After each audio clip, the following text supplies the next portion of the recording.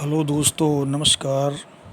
आज मैं आपके सामने एक समांतर श्रेणी का नया प्रश्न लेकर आया हूँ, जो कि आपके सामने प्रस्तुत है। एक समांतर श्रेणी में 50 पद हैं, यानी समांतर श्रेणी है जिसमें केवल 50 पद हैं, जिसका तीसरा पद 12 है और अंतिम पद 106 है। इसका 29वां पद हमें ज्ञात करना है। तो हमें यहाँ क्या क्या दिया हुआ है? यहाँ पर दिया है कुल पदों की संख्या 50 लिख रहे हैं ना। सब एक समांतर श्रेणी में 50 पद है, तो कुल पदों की संख्या हो गई 50, जिसका तीसरा पद 12 है। तीसरा पद 12 हो गया। और दिया है अंतिम पद 106 है। अंतिम पद 106 है, ये दिया हुआ है हमें। और निकालना है 29वां पद। तो पहले हम जो चीज़ें दी हुई हैं इनको लेके ए और डी को प्राप्त करेंगे। हमें पता है कि जनरल टर्म फार्मूला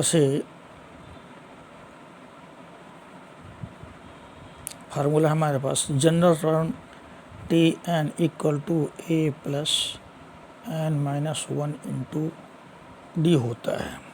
इसलिए हमारा अब हम निकालेंगे T50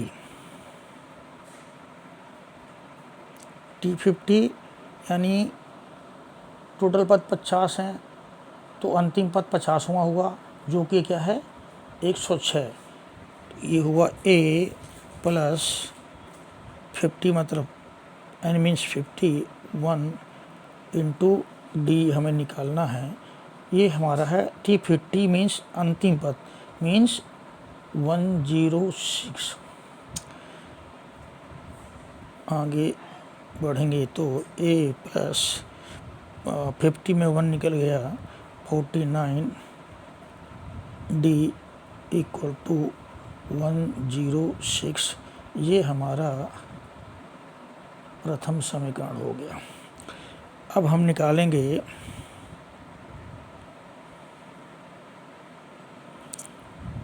हमें क्या दिया है, तीसरा पद दिया हुआ है। तीसरा मतलब T3, इसको हम लिखेंगे ए प्लस एन की जगह 3 माइनस 1 इंटू डी। और T3 तीसरा पद कितना है 12, ये 12 हो गया। आगे सॉल्व करेंगे तो ए प्लस 2D इक्वल टू 12, ये हमको दूसरा समीकरण प्राप्त हुआ। अब समीकरण 1 और 2 को सॉल्व करेंगे। समीकरण 1 में से 2 को घटाने पर पहला समीकरण ये है A plus 49D equal to 106। दूसरा समीकरण है ए प्लस 2D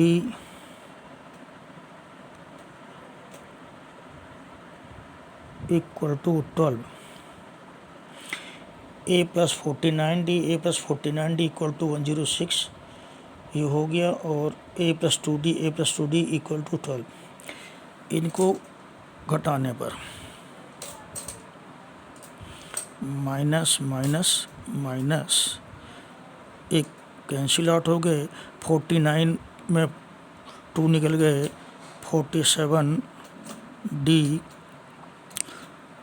106 में 12 गया, तो ये 4 9।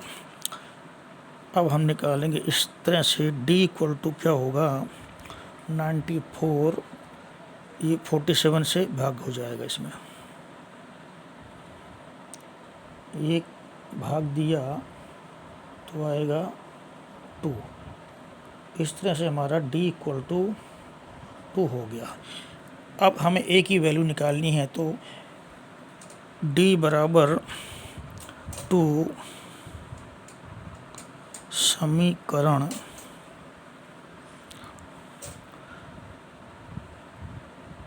नंबर 2 में रखने पर, ये समीकरण नंबर 2 है। a + 2d, तो ये a + 2 × d की जगह क्या रखेंगे 2 = क्या होगा 12। अब इसको हम सॉल्व करेंगे, आगे सॉल्व कर लेते हैं। तो a, तो ये 2 दूनी 4 हो गया, = 12। इसलिए a = ये 4 राइट हैंड साइड में चला जाएगा, साइन चेंज होकर के 4 = 8। इस तरह से a बराबर जो है वो निकला हमारा 8।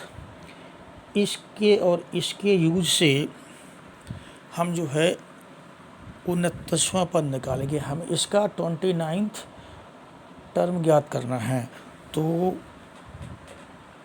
T29 हमें निकालना है। a + 29 - 1 × d, T29 a + 29 - 1 d। अब a और d की वैल्यू रखने पर a है हमारा 8 और 29 में 1 निकल गया तो 28 × d की जगह आएगा हमारा 2। आगे सॉल्व किया, 8 + 28 × 2 56 = 64। तो 20वां पद से श्रेणी का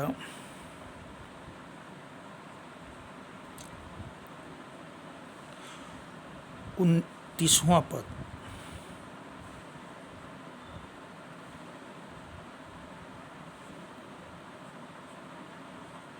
(64) होगा।